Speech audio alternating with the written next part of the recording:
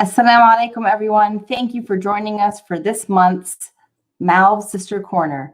We're actually very blessed today to have Dr. Suzanne Basha talk to us about women's health in Islam and the importance of what we can and cannot do to help make our bodies stronger, to make our lives better.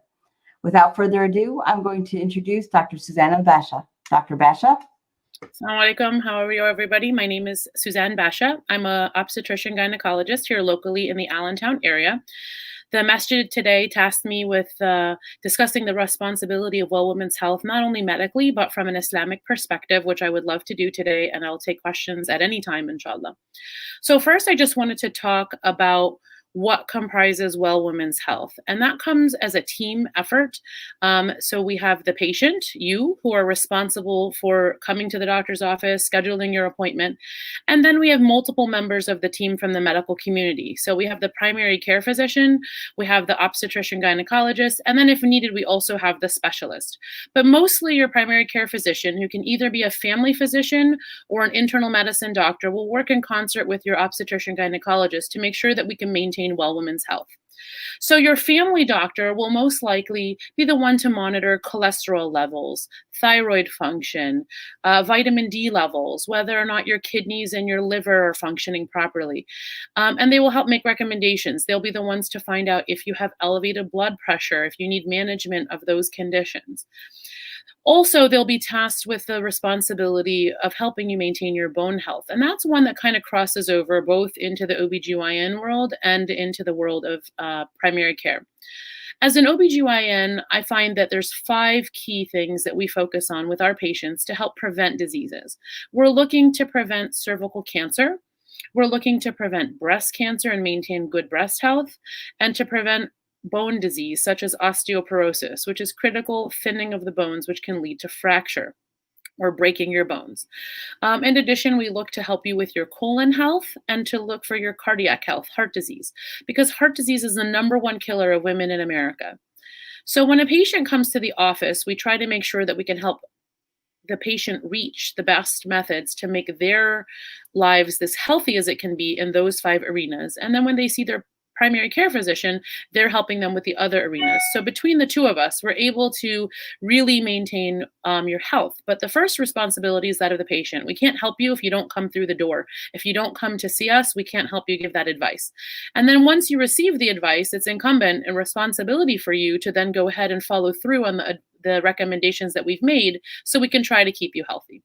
So when a patient comes to the office with regards to cervical cancer prevention, we have a vaccine on the market known as Gardasil. It's a vaccine for the human papillomavirus. That vaccine contains 9 types of human papillomavirus, 7 of which can cause cervical cancer. This is available as early as 9 years old for children, which is available through the pediatrician office. And recently, the FDA has extended coverage till the age of 45. So it's available in the gynecologist's office as well for whenever you first present for gynecological care, and is available to you up to the age of 45. It's a series of 3 vaccines given over a 6-month period, and it will prevent you from acquiring those 9 types of HPV if you have not yet been exposed. If you've already been exposed to human papillomavirus, the vaccine still offers protection against the types that you've not been exposed to. So we encourage all patients to have this vaccination. The other part of prevention of cervical cancer is regular pap smears. A pap smear is a sample taken from the cervix that's sent to the lab, and it's comprised of 2 parts. First, they'll look at the cells. Do the cells appear normal or abnormal? And then after that, they also take a sampling of those cells and test them for the human papillomavirus to see if it's actively replicating within those cells. Based on those results, we can either tell you that it's safe to return for a repeat pap smear in 3 to 5 years, or if you have to come in for a biopsy, or if you need to be seen in another year to have that pap smear done. Now, while the pap smear may range as frequently as yearly to as infrequently as 5 years apart, we do still recommend that you come annually for an exam, because there are some things that we can see with our naked eye that may prompt us to grab another sample before the specified time at your last visit. Additionally, we can also examine the uterus and the ovaries every year to help us determine if there are cysts, fibroids, risk factors for endometrial cancer, which is cancer of the lining of the uterus, and other medical problems that the pap smear does not address. The pap smear simply examines the cervix. The cervix is the portion of the uterus that dilates when you're in labor. The next part of Well Women's Health is breast health. So we encourage women to have breast awareness, to know what their breasts feel like. Do they have a generally lumpy composition to their breast? Do they have an area that seems to be more prominent than the other? And that way, if there's any changes, you can come to the doctor to have that evaluated. At the time of an annual exam, we will always do a breast exam looking for abnormal lumps, masses, skin discoloration, problems with the nipples. We'll also evaluate under the underarms to look for swollen lymph nodes that could indicate any source of infection or potential cancer. At the age of 40, we then recommend a mammogram yearly, in addition to having your breast exam done by the physician. Also, when you come to the physician, we take a very thorough family history, and there are some patients that may qualify for mammogram screening earlier, or even genetic screening to see if they carry the gene for breast cancer, known as BRCA. There's BRCA1 and BRCA2, and that can be determined whether or not you're a candidate for that based on your family history for cancer. After that, we discuss bone health. So it's important that before the age of 21, each female gets 1,200 milligrams of calcium per day. Between the age of 21 to 50, or menopause, whatever happens first, we recommend 1,000 milligrams of calcium a day. And then after the age of 50 or after menopause, we recommend 1,200 milligrams of calcium a day. So when a patient comes to my office, I will ask them about calcium-rich foods, any supplements that they take, and I will see how much calcium that they're getting on a regular basis and help advise them how to get the appropriate amount of calcium. If you don't get enough calcium in your diet, your body will look for sources of calcium, and it will be coming from your skeleton.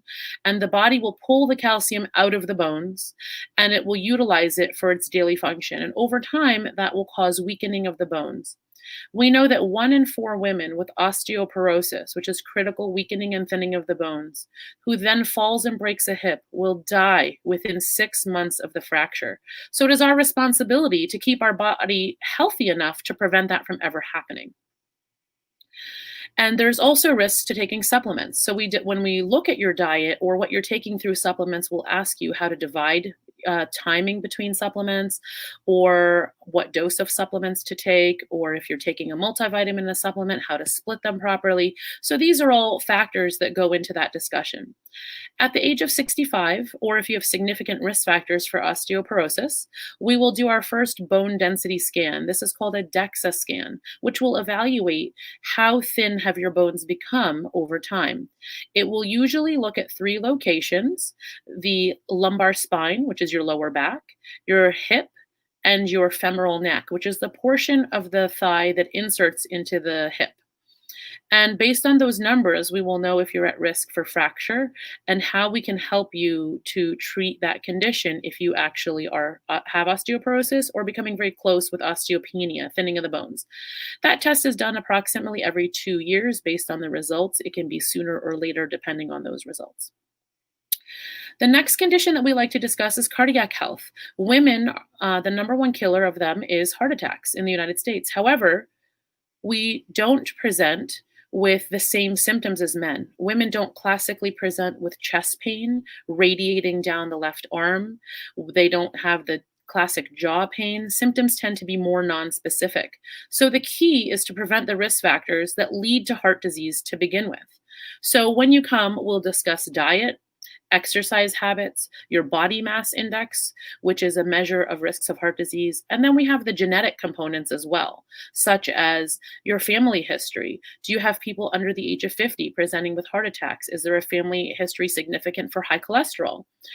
So we can discuss your diet to see how we can better help improve those risk factors, encourage cardiovascular activity 5 times a week for 30 minutes. And then you're in concert with care with your primary care physician, you will have your cholesterol levels checked regularly. Also, to contribute to bone health, just backtracking a little bit, is the importance of a normal vitamin D level, which many Muslim women who wear hijab are at risk of becoming vitamin D deficient because we don't have significant sun exposure. So it's important to maintain your vitamin D levels because vitamin D pushes the calcium into our bones. So again, your family doctor will be able to check that and then guide you as to how much vitamin D you should be taking on a daily basis. The last component of a well woman's health visit in my office is that to discuss colon health. We know that there is a risk of colon cancer for anybody, and previously the recommendation was to begin colonoscopy, which is visualization of the colon with a camera, at the age of 50. However, in the last couple of years, the recommendations have changed, and now the recommendation is for a baseline colonoscopy at the age of 45. So we can refer you to our GI colleagues to discuss and schedule that. It might be earlier based on family history. And in the years in between your colonoscopy, we can screen to see if there's any blood in the stool by having you do a kit at home that you mail to the lab. We also will do a rectal exam every year after the age of 45, or if you're having any symptoms of things that are consistent with colon disease, to make sure that there are no masses that we can feel at the time of our exam. So in summary of that, we're looking to prevent cervical cancer with either the HPV vaccine and regular pap smears. We're looking to prevent heart disease by discussion of proper diet and exercise habits and maintaining our weight in a healthy range. And in concert with your family physician, measuring cholesterol levels. We're looking to prevent bone disease by encouraging adequate calcium in the diet, to do weight-bearing exercises so that our bones are strong and used to carrying weight, and also to check vitamin D levels to make sure that we have the appropriate amount of vitamin D to make sure that the calcium is entering our bones. With regards to colon health, we're looking to prevent colon cancer with regular screening, making sure that there's no blood in the stool and no masses in the lower genital tract. With regards to with regards to breast health, yearly mammograms starting at the age of 40 or earlier based on family history, and annual breast exams from the first time of presentation to the gynecologist. That will happen every year, regardless of whether or not you need a mammogram. So those are the basic 5 screening methods in a gynecologist's office. We also evaluate the ovarian health and the uterine health. So when you come in, we discuss, what is your menstrual cycle like? How often do you bleed? How much do you bleed? This helps us to assess whether or not a patient is at risk for anemia, which is a low blood count from the amount of bleeding in terms of either frequency, duration, or heaviness of her cycle. And we're also looking to prevent ovarian cancer, which is a very aggressive cancer if not caught in an early time fashion. And that's also done by the physical exam each year to feel the size of the ovaries. So we would recommend that you come in annually to the gynecologist. The American College of Obstetricians and Gynecologists recommends that if you've not come by the age of 21, that you do for pap smear screening. But you're welcome to come at any time after you've gone through your period. So you may have menstrual irregularities that need to be evaluated, or if you have a breast concern. Those are all reasons to come to the gynecologist. A common question that we get asked is, well, why do I have to go every year? I just go to the gynecologist when I'm pregnant or when I have a problem. Well, it's our responsibility as Muslims to protect our health and to make sure that we maintain good practices for our bodies, even from an Islamic perspective. And I'm going to pull a few resources for you. So the Prophet ﷺ said, there are 2 blessings which many people squander: good health and free time. That shows us that it's a responsibility as Muslims for us to take care of our bodies and to make sure that we have the health appropriate for us to perform our obligations as a Muslim. If we don't take care of our bodies, how can we perform the Hajj, which is very physically grueling? How can we make Salah, which sometimes becomes difficult based on physical conditions? If you don't come to the gynecologist and you don't get your breast evaluated, maybe you may pick up a breast cancer earlier than if a patient just comes for a problem. You don't have to go through chemotherapy or radiation, which may be physically exhausting and make it difficult for you to pray or fast or to take care of your family. Another source says that Usama bin Sharik radiallahu anhu narrates, I came to the Prophet sallallahu alaihi wasallam, and his companions were sitting as if they had birds on their heads. I saluted and sat down. The Bedouins then came from here and there. They asked, Messenger of Allah sallallahu alaihi wasallam, Should we make use of medical treatment? He replied, make use of medical treatment, for Allah has not made a disease without appointing a remedy for it, with the exception of one disease, namely old age. There's another hadith by the Prophet ﷺ which says, Allah has sent down both the disease and the cure, and He has appointed a cure for every disease, so treat yourselves medically. So there's nothing in Islam to suggest that we should not seek the help of the professionals and that we should not be going regularly to see professionals who can help us to take care of our bodies. In fact, He's made it an obligation. He's saying Allah sent disease and He also sent the cure for the disease. So that would mean that we should go to the specialist regardless and to go to the professionals who can help us to take good care of ourselves. Imam al-Shafi'i also said, I do not know of any science or knowledge after halal and haram that is more magnanimous or noble as medicine. And there is also another statement, the basis and objective of Sharia is established on the principles of upholding or preserving 5 definitive goals: religion, life, intellect, lineage, and property, with precedence given to the preservation of life and religion over the other 3. So this means that we have a responsibility to preserve our health in order to preserve our life, which will then help us to preserve our religion. So once we recognize that health and well-being are the greatest and most valuables that Allah subhanahu wa ta'ala has bestowed us with, it then becomes our responsibility to maintain that. And the reality is that Allah subhanahu wa ta'ala gave us this body. It is not ours to do with what we please. It is our responsibility to take care of it with the purpose of then worshiping Him. The whole purpose for us to live this life is to worship Allah subhanahu wa ta'ala. And if we cannot do that with the health of the body that we were given, then we are not fulfilling our obligation to Allah subhanahu wa ta'ala. So it is incumbent upon us for us to do this. Al-Tanmidi said, the feet of the slave shall not move before his Lord on the day of judgment until he is asked about his life. How did he consume it? His knowledge, and what did he do with it? His wealth, and how did he earn it, and how did he dispose of it? And about his body, and how did he wear it out? So again, we are going to be asked on the day of judgment, how did we treat our bodies? So we have to treat our bodies with respect and care. We have to go to the professionals who can teach us how to do that and to give us the tools and the screenings for us to take the best care of our bodies that we can. There are many other instances in Islam in which you can see that preventative medicine is important. So it's not just going when you're sick. It's not just about seeking care when you don't feel well. There are many times in which the Prophet ﷺ refers to use of the miswak, which is now the modern day toothbrush, right? So preventing teeth disease. Going to a dentist would be the similar equivalent to that in modern day life. There's also talk about combing your hair, grooming properly, trimming your hair. So we are to keep our bodies healthy, free of disease and illness. When we think about grooming and trimming our hair, we don't think about disease or illness, but we know that you can have disease in the scalp. You can have disease in areas in which there are hair if it is not cleaned properly and not maintained properly. So there are many, many, many instances in Islam which suggest that we should take care of ourselves in a prophylactic fashion. Sisters, to recognize that while we feel that our primary responsibility is to that of our spouses, our families, our children, that we have the responsibility, we are obligated and will be asked on the day of judgment, how did we take care of ourselves? And the biggest problem in the Muslim community is that we tend to take care of everybody else and ignore ourselves. So it's not shameful, it is not selfish if you take 30 minutes to exercise 5 days a week. It's not selfish if you make an appointment with your primary care physician who then suggests that you make some changes in your life and get labs done. It's not irresponsible or neglectful of your family to come to the gynecologist.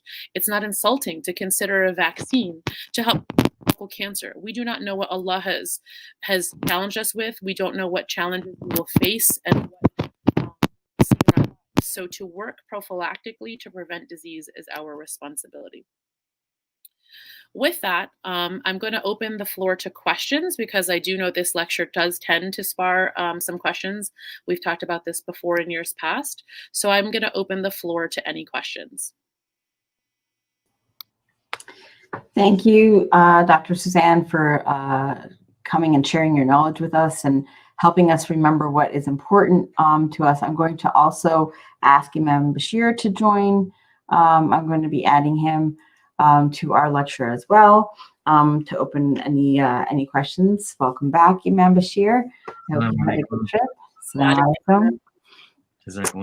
So some of the questions that we've had in the past and that have come through on my phone is that when I have irregular bleeding, do I call my doctor right away? Do I just wait it out?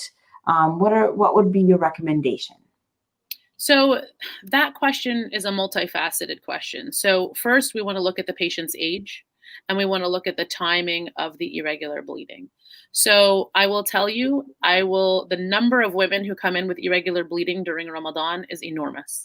The physical stress of the fasting can cause changes in ovulation and cause changes in irregular bleeding. So I tell most women, if it's during Ramadan, I would give it a month or two and see what happens. Unless, of course, the bleeding is lasting greater than 10 to 14 days. If you're having abnormal bleeding after menopause, so if you've had no periods for a year and then you present with bleeding, any amount of bleeding is considered almost not a medical emergency, but a medical urgency for evaluation, because endometrial cancer, which is cancer of the lining of the uterus, the first sign is bleeding after menopause. If you have risk factors for endometrial cancer, you have a body mass index greater than 30, or you're considered obese, and you're having abnormal bleeding, you are at risk for endometrial cancer. If you're young and you've just started your periods, irregular bleeding is very common within the first 2 years of getting through to your menstrual cycle. So if it's more than 2 years out from when you started your menses and you're having abnormal bleeding, then I would consider it important. My advice to all patients, though, is if you're not sure, call us. We will direct you whether or not you need to be seen in the office. I do say, though, for sure, if you're bleeding more than 10 to 14 days contiguously, you should be seen by a physician. Another question that came through was if somebody's experiencing pain or is experiencing discomfort during sexual intercourse with their husband, do they need to call their doctor? So that's also a problem that's dealt in the OBGYN office. It requires an exam. Sometimes it'll require some imaging like an ultrasound. Sometimes it is due to muscular spasm. Sometimes there's an ovarian cyst. Sometimes there's actually a physical problem in the vagina. So it does require a full evaluation, and we can offer therapies. In our culture, sexual activity is not commonly discussed, and there is a fearfulness for discussing this with your doctor, and I would really encourage patients to come to us with this. Many of our youngsters are unable to consummate their marriages as a result of pain and for fear to discuss this, and I've noticed that there is threatening of divorce when it reaches to a certain point. So come at the beginning.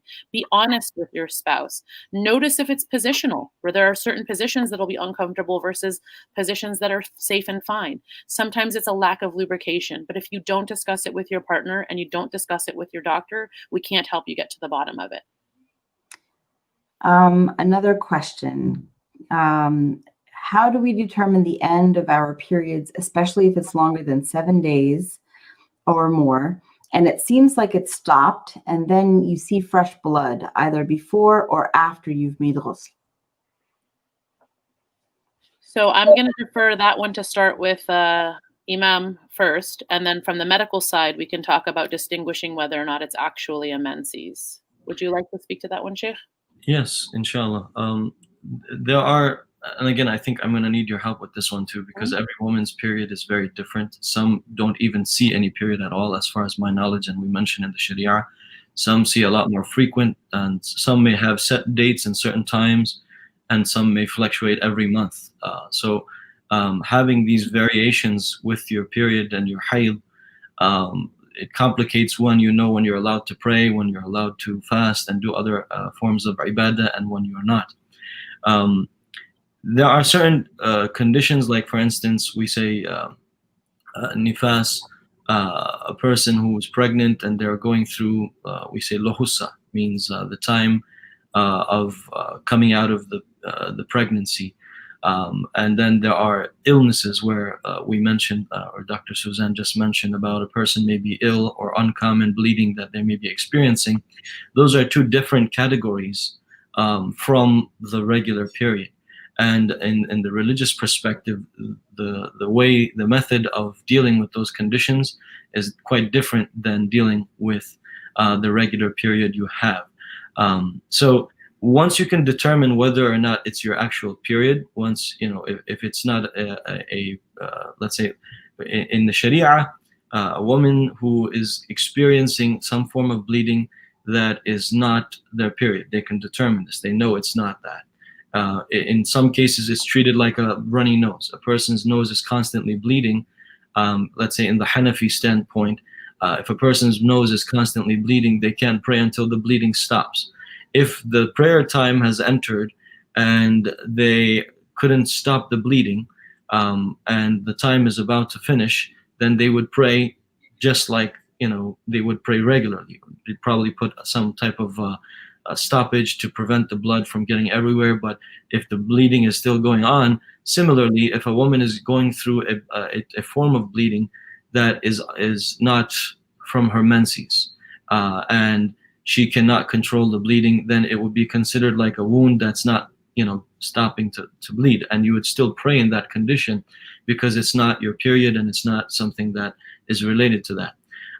However, there are, of course, different madhahib, and Shafi'i madhab, in that case, if it's like a bleeding that's not from the menses, and similar to like a nosebleed, it doesn't invalidate your wudu unless you bleed enough to fill in the measurement of Imam Shafi'i a boot, like a liter of blood you need to bleed out, and you'd probably be in a very critical condition if that was the case, and you'd probably need to go to the hospital. But it would have to be an extreme amount of blood for your prayer or your ibadah to be considered, in the Shafi'i opinion, invalid or inappropriate for you to pray. However, when it comes to the menses, which is, again, this is the main aspect that will prevent you from praying or doing ibadah, I know there's the Maliki opinion is the one who is most flexible in this regard, that a woman can still read Quran and do other forms of ibadah, not praying or fasting necessarily, because that's clearly not permissible by the statement of the Prophet ﷺ. Not just a woman who's in her menses, but also a man who has, in a state of janaba, or they need to take ghusl. So in that state, neither man nor woman, a woman in her menses, a man in a state of janaba, are not allowed to pray or fast or read the Quran. And Imam Maliki, he makes an exemption, and he says that a woman in that state can read Quran. So that's the only exemption that's made. If you can determine that you are in your period, there is a certain amount of blood, and again, I'll leave it to Sister Suzanne, inshallah, to determine whether or not that's the hayd blood or that's a different form of blood. There's different qualities that your menses and your period has, that if you can determine those components, then you can determine that it's your menses, and then you are not allowed to pray. So I'll turn it over to Sister Suzanne and chime in as necessary, inshallah. So there's many ways to tell whether or not it's actually a menstrual period. We know that a menstrual cycle can be as short as 21 days when you count from the first day of your bleeding to the next set of your bleeding medically, and as long as 35 days from first day to first day. So that is what's considered a normal menstrual cycle in the medical world. We know that bleeding beyond 7 to 8 days is considered abnormal in the medical world. However, if you normally bleed every 24 days, let's say, for example, for 10 days, that is your cycle. So you have to look at what is the consistency of your cycle, what does your cycle normally consist of. Then we're looking at, is there any hormonal modulation of your period? Are you on a medication that could alter when you bleed? Are you using a hormonal intrauterine device? Are you on a birth control pill? Did you mess up the pills and take them at the wrong time? Because the side effect of that is to have abnormal bleeding. So if the bleeding is outside of the scheduled time of your period, if you're on a medication that regulates your cycle for you, we do not consider that menstrual bleeding. So when you come to the office to talk to your physician about it, it's important to let them know, what supplements have you taken? What contraception are you using? Have you done anything to purposely alter your bleeding? Many women will come in and want to alter their periods for a month or two with birth control so that they can fast the month of Ramadan, or so that they can go to Umrah or Hajj so they don't have any bleeding when they're in that position. And that can cause abnormal bleeding for several months after you've discontinued it as your body tries to reset itself hormonally. So the most important part to be able to answer that question would be when you come in to tell the doctor everything, to let them know what have you done. There are medicines on the market that we think are benign, for lack of a better word, because they're vitamins in nature, but they have hormonal things in them that you don't know and are not regulated by the FDA. Most recently, I had a patient who was using an over-the-counter hormonal supplement for what she thought would help her for hot flashes as she was getting closer to menopause, and she developed severely abnormal bleeding. And in that particular case, I had to bring her in for evaluation, and she had cancer of the uterus as a result of the side effect of that medication. So these medicines are not as benign as they seem, and they can alter things. So the honesty of what you're doing, telling the doctor everything that they need to know without worrying about embarrassment will help us find the solution and tell you whether or not it is a normal period or abnormal bleeding that's not considered a period. Something that I think we, as Muslims, this was kind of a common theme, is what we try to avoid being labeled as or experiencing. I noticed that we're afraid of getting in trouble. And we're not, as a result, we're not as forthright with our physicians about what we're doing in our lives, what even if it is illegal or haram, but it's still damaging our health or causing some side effects or a poor health state. In order for our physicians to get to the bottom of it, they need to know what we're doing to ourselves and what we're exposing ourselves to. Do you find, Dr. Suzanne, that when you do have patients who are not forthright, is it harder or easier to help them get into a better health state? And how do you help them share all of the information that that they need to in order for you to help them to get to better health? So obviously, if I don't know what's going on, I can't find the answers, right? So many times I might find something that indicates that I haven't been told the truth based on testing that I perform, and then later on the patient will be forthcoming. But it definitely helps to decrease the treasure hunt, the search for the right answer if I have all the tools that I need.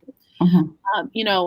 It's certainly taboo in our culture and most of our originating countries. So while we may be American born, our parents were not. So there are a lot of topics that are considered taboo and we're not very forthcoming with them in terms of, even frequency of sexual activity or discussing different positions and what causes pain or what causes bleeding or, what medicines are you taking because you don't want your husband to know that you're on a diet or whatever. These things all affect medical health.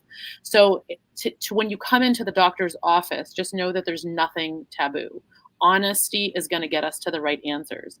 As an American-born Muslim, I find that I do ask the hard questions. I ask the difficult questions that no one wants to ask. And I will have patients say, do you really need to know that? When I ask these questions, it's not to pry into your personal life. While it may seem that way, it is really, truly to give you the best care that I can offer you. But not all physicians will ask those questions because physicians find it embarrassing to ask those questions or taboo, or they don't want to insult a patient.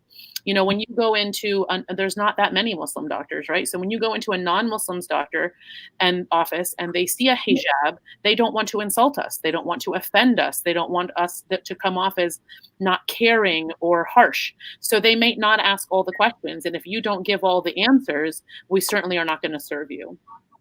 So I also noticed that women who wear hijab are especially vulnerable to low vitamin D levels. Yes, I mentioned that in the talk.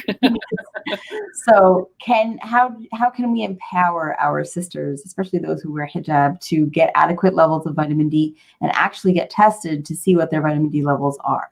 So if you have a relationship with a primary care physician, which you should have, then you can request that they add vitamin D testing to your levels. So, I did that a few years ago. I found myself to be incredibly low, and now I take a vitamin D supplement. While I'm outside 5 days a week for 30 minutes with my children at their sports or exercising myself, I was prone to it. We only have a small amount of square footage, for a lack of better word terminology, that gets exposed to the sun. And in addition to our location in Pennsylvania, specifically specifically to our community, the angle of the sun isn't enough, even if we didn't wear hijab. So many of our children will be vitamin D deficient, even though they play sports outside, or even though they're playing with their friends outside. Many of our husbands, our brothers, they will all be vitamin D deficient. So I recommend that everyone in the community, Muslim or not, request a vitamin D level from their family physician at least once every few years.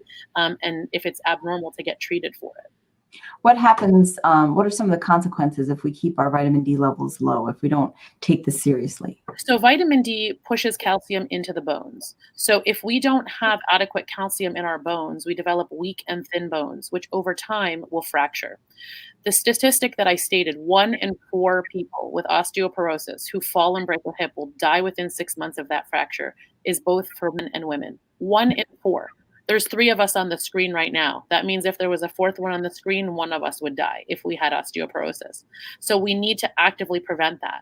As we get older, we're more likely to develop osteoporosis, specifically women. Once we go through menopause, we lose our bone mass rapidly. So if we don't maintain the bone mass when we're younger, when we don't actively seek out 1,000 milligrams of calcium a day, actively seek out normal vitamin D levels, we're going to start lower than where we need to be. So if this is the threshold for fracture here, and my calcium level is up here, even as it drops, I'll never hit that threshold if I maintain myself in my diet. But if by the time I'm 30, I've only reached here, and then I hit menopause, I'm going to break that hip, and I have a 25% chance of dying from falling, tripping over a rug on the way to the bathroom in the middle of the night. It is the simplest form of death that we can avoid. A question that came through the chat: is it okay to take birth control pills to stop the period during Ramadan to be able to fast the whole month? So again, I think that has a medical and a religious component. Can I alter a woman's period? Absolutely. Will it hurt you medically, physically for 1 month to not have a period? Probably not. However, it doesn't come easy. If you come to me 10 days before Ramadan and say, alter my period, you'll probably bleed all of Ramadan. You need to do that 3 months in advance. You have to alter that menstrual cycle 3 months in advance before where you go, because it takes about 3 months to change your hormones naturally. So same thing for Hajj and Umrah. I need adequate time to change what your body is going to do for me. From a religious standpoint, is it obligatory to us? No. If it was, Allah subhanahu wa ta'ala wouldn't give us periods, right? He gave us a period for a reason. And when you make your niyyah for all of Ramadan, you are getting the blessings and the deeds for all of Ramadan. And then we have a secondary blessing when we make that time up. We get the good deeds again. Our intention is to fast all of Ramadan. We may get a period, we may not. Ramadan alters the period. So why take away the blessing that Allah has given us with double credit, for lack of a better comparison, when you don't have to, and expose yourself to medications that you wouldn't otherwise be taking. Now, if you're already taking a birth control pill, it's easy enough to fix. But to expose yourself to a series of hormones to simply miss 1 period, I think is risky in itself. There's also conditions in which I wouldn't recommend it. Women with hypertension shouldn't expose themselves to undue estrogen. Women with diabetes or high cholesterol. So there are risks to taking these medications. And Allah has given us that blessing and that forgiveness and given us the time to make it up. So why put yourself through that? Imam Bashir, do you have anything to add to that? I love the component that Dr. Suzanne just mentioned of fatwa and taqwa. And then maybe we can add to that to what is the most healthiest and natural for you. So the fatwa is, yes, it's permissible, but the taqwa component is, Allah mentions when the, again, this is an ayah that the scholars will quote in many aspects when a person asks a question regarding something that is unnatural, and most cases is unnecessary. Like having some kind of aesthetic change in their body. Is this permissible? Can I get my lips done, my hair done, my this, that? So, وَلَا يُغَيِّرُنَّ خَلْقَ اللَّهِ. Shaitan talks about how he's going to misguide mankind, and he's going to cause them to change the way that God created them. So, I love the point that Dr. Suzanne just mentioned, that, yes, Allah allowed us to do certain things, but doesn't mean we should be doing them to our bodies. And that in many cases it's not the healthiest thing for us, even though it may be permissible. Is it permissible to eat food? Yes, but when you begin to overeat and you become obese, it becomes harmful. So the measurement in which you're going to apply something that's permissible may go from being permissible to being prohibited. In the example of taking pills during Ramadan, Is the fatwa permissible? Yes. Is the taqwa, maybe it's going to encourage you, yeah, I don't want to miss Laylatul Qadr. I don't want to miss this. I want to get the full reward of it. But as far as the health component and all of the, when you look at it in the long run, you see the big picture. Maybe you altering your natural occurrence of the menses is going to cause you to have other illnesses down the line, and perhaps you're not going to reach many other Ramadans. Wal-'iyadhu billah. So to be able to have a healthy understanding of both the deen, like the statement of Imam Shafi'i rahimahullah, that knowing halal and haram is very important, but knowing your health and the knowledge of health is just as important. He said, I don't know of anything that's more greater as a science, as a knowledge, after knowing halal and haram, knowing Allah, than knowing your health. And if you don't have a healthy body to observe your fast with, and stand in the Qiyamul Layl with, then what good is that taking those pills that are unnatural in many cases and many times are harmful to your body? What good is it going to do for you, inshallah? Wal-'iyadhu billah, in the long run. So I think it's always great to have sisters like Dr. Suzanne, mashallah, and other doctors and physicians that we're blessed with in our community, to not just take the religious component, but also seek the worldly and medical knowledge in this regard. We've also many times we've mentioned, let's say, the COVID situation. Everybody's asking fatwas. Is it permissible to close the masjid? Is it permissible to not pray Jummah? Is it permissible not to? But what's the health component? I'll tell you the religious component. Of course, we should pray Jummah. We should do this. We should do that. But that's not my position to give you that answer, because I don't know what's going to cause this virus to spread more or not. I can only tell you what the religious standpoint on it is, and as Dr. Suzanne so eloquently mentioned in the beginning, of the main components of the Sharia is the preservation of life. If there's nobody left around in the community, there's no healthy people in the community to practice the deen, then there is no benefit of talking about halal and haram, right? So that's very important, and I encourage and I also thank and commend and mashallah, ask Allah to continue to preserve, protect, and bless our doctors, our physicians, and our enlightened brothers and sisters in our community. And I encourage and implore everyone to continue seeking that beneficial knowledge. Jazakumullah khairan. Another question that came through was, what about our daughters? Our daughters are not expected to be sexually active.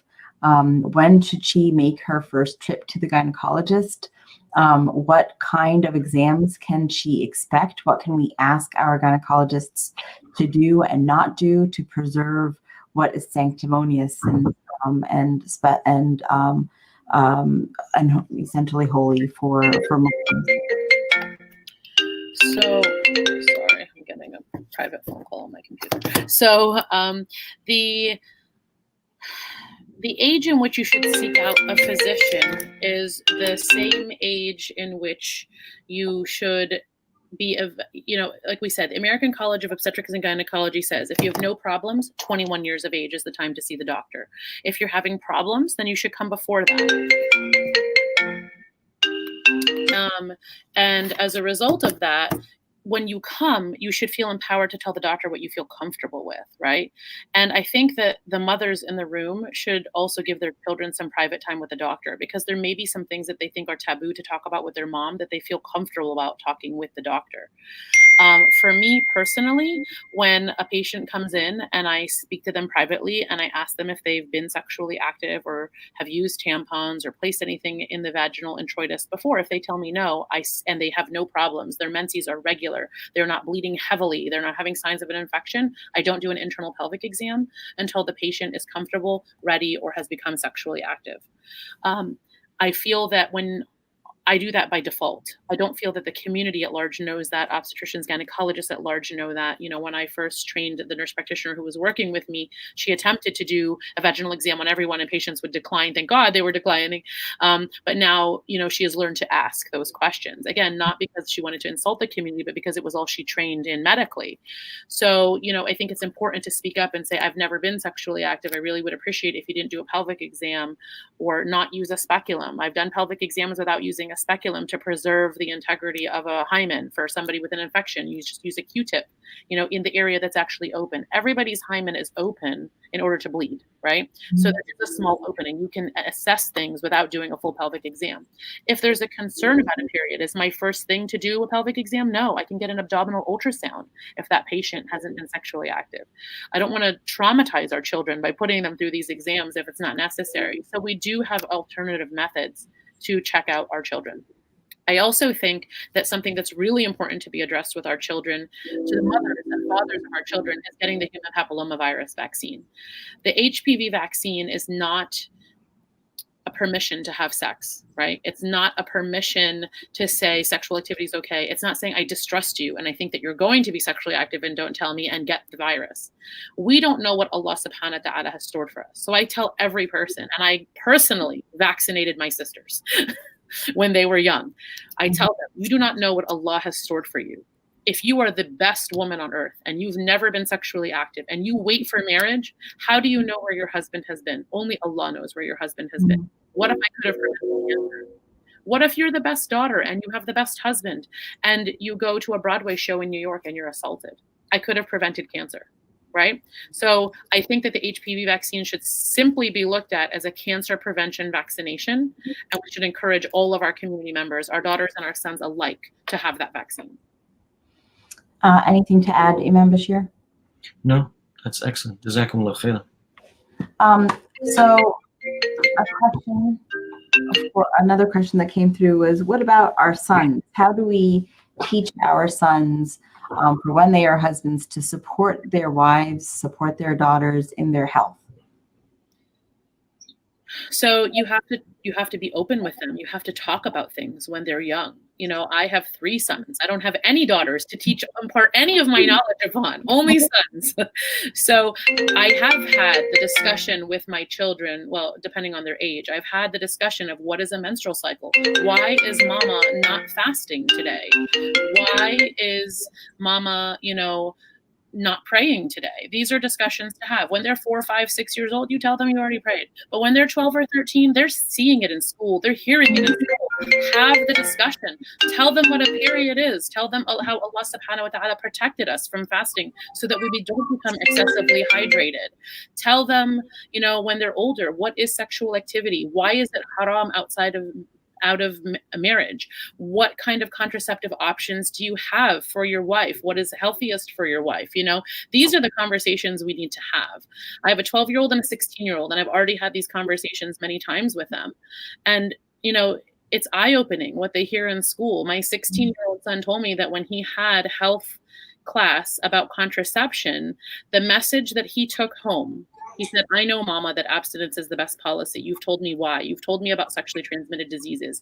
You've told me about how it can prevent me from having children in the future, or my wife from having children in the future. Do you know what they told us in school, Mom? He says, there was a lot of things I didn't pay attention to because it was all the girls' responsibility. So I didn't need to know about those based on those contraceptive methods. He said, but this is what we were told. Use a condom every time because you probably will have sex. You don't need an ID to pick one up, and you can get it from 7-Eleven. That was the message that was portrayed in his class. Had I not had this conversation, this pivotal conversation with my son before he had that, he never would have told me about this class. Right. So it is our responsibility, and it's our responsibility to get our children vaccinated as well. My son is undergoing the HPV vaccine as we speak. We do not know how Allah will tempt them. We do not know how the shaitan may trick them. We do not know if they'll be assaulted. Men are assaulted too. It's our responsibility to have these conversations and to take care of our children. It is taboo, and we need to make it not taboo. That's what we need to do. And Imam Bashir, do you have anything to add to that? Teaching our boys how to, there's a lot to unwrap here, mashallah, and I think Dr. Suzanne pretty much covered most of it. But I think at the root of many of these topics, as Dr. Suzanne also mentioned, is having these conversations, being open and frank with our children. The biggest calamity that we suffer from as a people, as an ummah, as a community, is the ignorance and the lack of knowledge that we have in regards to almost everything. The lack of knowledge of our deen, the lack of knowledge of our bodies, of our human nature, the lack of knowledge of our own selves. So the key to all of our problems, the answer to all of our problems, is to educate, to talk, to discuss, to answer these questions, to open healthy dialogue in this regard. And I hope, inshallah, we can, from this, perhaps this Sisters Corner program, we can have youth programs for our young adults to address these very, maybe it's very controversial for some. But the Prophet ﷺ, he said, La haya'a fil Islam. That doesn't mean that we're shameless. It means that there is no topic that's too shameful for us to discuss. That it's like an open book, that we can discuss everything from how to enter and exit the bathroom to how to enter the bedroom, and to how to deal with one another. And it doesn't necessarily mean that we're encouraging it or we're teaching our youth to do something that may be illicit or it's too early for them to discuss, but it's actually giving them the tools and preparing them for the appropriate ages. I'm not suggesting we talk about this to our children or the very young ones, but those who are of age and who are already receiving some form of knowledge or information from school, to rectify that information and to bring it to, from an Islamic perspective and a more appropriate perspective, for them to actually know what's right and wrong and how to deal with it in the most appropriate and proper way, inshallah. So maybe it's an action item for you and I, Sister Shireen, that we come up with a program, inshallah, and we have maybe a joint program or a separate program for boys and girls to be able to address some of these topics. Wallahu a'lam, inshallah. I think too, it's important to have mothers be involved with the sons. I think that is so key. If you see something that you don't like that's being practiced in your home, in a family member's home, say, I would hope that you would learn from this and not do this with your wife. Or, I would hope that you see that your dad does X, Y, Z, and this is an example of why it's good to do this for your wife. Not be ashamed about talking about your children's future with them. It's not a dad-son talk all the time. There is benefit and room. If we want our children, our male children, to understand women, how can they do that without the voice of the woman herself? Right. Agreed 100%. Another question that came through, they're all coming on my phone. I'm sorry. That's okay. Usually they come through the comments. What are some contraceptive methods that are halal? First of all, is it halal to use contraception? And if there are methods that are halal, which ones are the healthiest, and which ones would we gravitate towards as Muslims first? So my understanding is that all methods of contraception are halal except for those that are permanent, unless the mother's life is at risk and she would benefit from permanent contraception. The Prophet himself, sallallahu alaihi wasallam, practiced coitus interruptus, which is known as withdrawal. So he practiced contraception, therefore showing us that sexual relations with your wife was not only for the purpose of bearing children, right? So what you choose is very dependent on your history. So if you're a patient with polycystic ovarian syndrome or irregular periods and it's dysfunctional to your life, you would benefit from a medication that would regulate your cycle, like a birth control pill, the patch, or the NuvaRing. If you have a contraindication to using estrogen because you have high blood pressure or migraines with aura, you would benefit from a progesterone-only contraception, and there are different side effects with that. If you're a patient who, has no problems whatsoever and you are fearful of hormonal medication, you could practice the use of condoms or a copper-containing IUD in which there are no hormones. So the choices that we make when we meet with our patients are very individualized. We take a thorough history, a family history. Is there a history of blood clots, a history of high blood pressure, a history of breast cancer? We know which meds will protect you against certain conditions and which medications would put you at further risk for other conditions. So the choice that I make for each patient is an individual choice. And what I might pick for Shireen will be different what I pick for myself, right? So I can't answer that question, but I can tell you that there are 3 classes of contraception. There is single hormonal, double hormonal, and non-hormonal. The non-hormonal class tends to be your barrier methods, permanent contraception, or the non-hormonal intrauterine device. In the single hormonal contraceptive class, we have Depo-Provera, which is a progesterone injection, a progesterone-only pill. We have the intrauterine devices that contain progesterone, including Skyla, Kylena, and Mirena. And now we have Nexplanon on the market, which is a subdermal implant in the arm for example, let's say a new bride who does not want to use an intrauterine device, but wants something that's long acting because she's a student. So she doesn't want to make a mistake of missing pills. For patients who contain the double containing contraception, can you still see me, or did we get disconnected? There we are. So the double containing contraceptive, that will regulate your cycle. It'll make it every 28 days for patients who need that medically. So like I said, there's multiple options. In the double contained hormonal contraceptive class, we have pills, we have patches, and we have a vaginal ring. So there is a plethora of contraceptive materials out there, but that choice is individualized based on the patient's needs, their medical problems, and medical issues that we need to prevent. So I can't answer that question fully. No, that's perfect. Dr. Bashir, do you have anything to add to that? I disagree. I think she fully covered that answer. Mashallah, you covered every aspect of it, so I don't think there's anything I'd like to add. Just making sure that you understand that for something to become haram, let's say, just like Sister Suzanne just mentioned, it may be halal in general, but if it's harmful to your body, again, immediately when something is becoming harmful for you, it's something that's going to put your life at risk, then the component of being halal and haram may vary. So if your health has underlying conditions, your health is questionable with one form of these medications, then although it's lawful for the majority, it may be unlawful for you.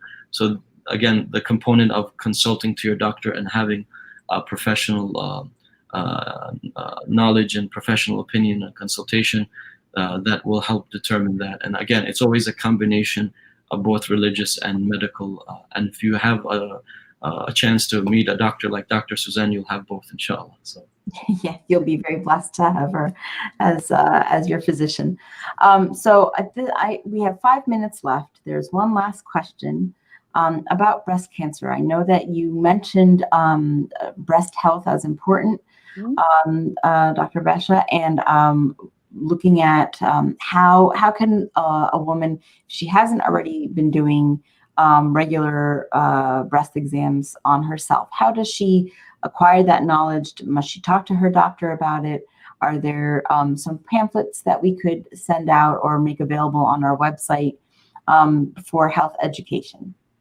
So it's not necessarily how do you do the breast exam, it's how are you aware of your breasts. So we recommend, when you're in the shower, elevating an arm, examining your breasts, feel where do you naturally have a lumpiness, where do you naturally have a smoothness, and be aware of any changes that happen there. When patients come into my office, I show them how I perform an exam and teach and have them do it there in the office. And I say, do you feel here? These are called fibrocystic changes. Do you feel here? This is what this is. If we do find a mass and we work it up and it's benign, I show them where it is. I show them how big it is. I'll even measure it with a ruler and mark it and say, learn the size of this, memorize what this feels like with your fingers. If it changes, let me know. So it's in concert with your doctor is how you do that. And we want a generalized awareness. There's no right way to do it, but you should be checking about once a month just to be aware of any changes. And usually after your period is the best time to check because you're the least lumpy at that point. Very good. Imam Bashir, do you have anything to add from an Islamic perspective on that importance of being aware of our bodies? I think Sister Suzanne covered everything, and mashallah, I myself am learning here, mashallah. I have a baby girl that's growing soon, inshallah. So Dr. Suzanne, she is our family doctor. She is my wife and my baby girl's doctor, so I know we're in good hands. And I advocate and encourage our sisters in our area. I know you might have a good doctor, but I doubt you're going to find one better than Dr. Suzanne. And Jazakillah khairan, Dr. Suzanne, for spending our time and enlightening us this morning, mashallah. I thank all the sisters who were courageous enough to submit their questions. Again, one thing you might have noticed is the theme of having this conversation as taboo or uncomfortable to have. I'll quote again the hadith of the Prophet ﷺ that there is no haya in Islam, and that we'll try our best in the most appropriate way and the most respectful way to address these topics and cover them, and inshallah bring enlightenment and shed light on them as much as we can, inshallah. And I want to kind of encourage everyone, don't feel ashamed. If you want to be anonymous, if there are other questions that come, and if you feel like we should repeat this session again, or detailed questions that you have in this regard, feel free to contact Sister Shireen, or send emails or send letters, whatever you feel comfortable. Even if you write a note and you slip it under my door or the office door, inshallah, we can try to address these topics in the most appropriate way, inshallah. So we had another question that came in, and that was for newlyweds, for brides in our community who may or may not have had an adequate education on their anatomy, on how to have intimate relations with their husband. What would your recommendation be?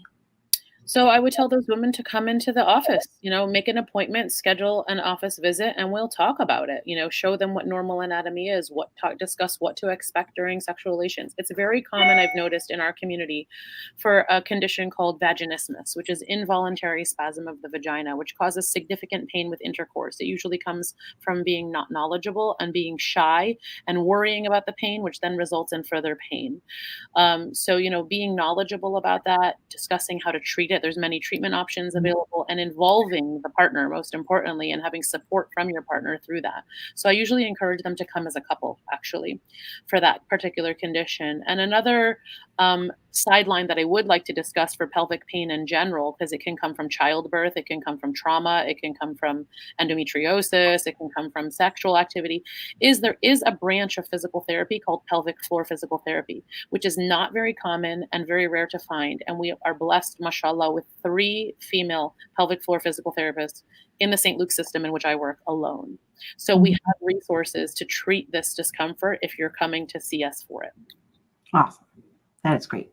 So it is 12 o'clock. I want to be very mindful of everybody's time, and Dr. Suzanne Basha's time, and Imam Bashir Bilal's time. So thank you again for joining us for this hour, learning about women's health in Islam, the importance of women's health in Islam, and how we could be better stewards of our bodies and our vessels to make us stronger Muslims and stronger servants of God, inshallah.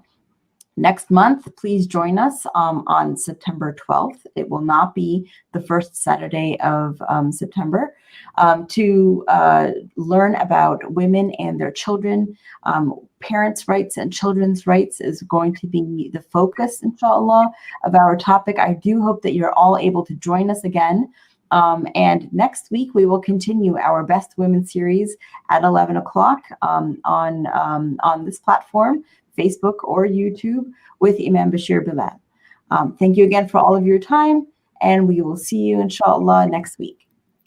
Assalamu Assalamu alaikum.